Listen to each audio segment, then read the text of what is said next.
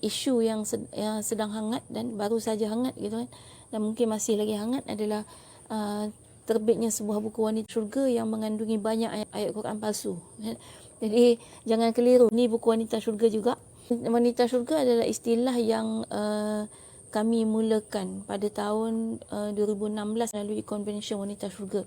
Jadi ada buku Wanita Syurga yang tajuknya Rahsia Wanita Syurga. Sebab Rahsia Wanita Syurga tu terbit sekitar 2014 ke 2015 kan?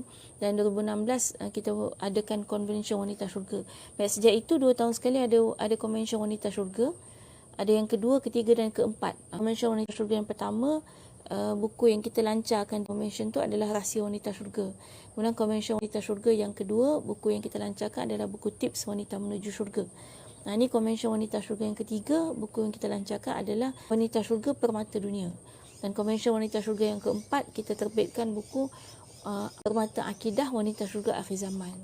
Jadi ini memang buku-buku Wanita Syurga yang kita terbitkan sing lagi untuk kita semua. Memang bidang, maknanya kita menulis dalam bidang masing-masing.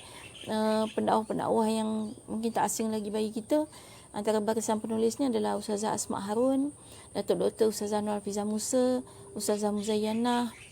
Yang lain-lain ni kita kata kebanyakannya adalah pensyarah-pensyarah universiti yang memang dalam bidang masing-masing untuk menulis gitu.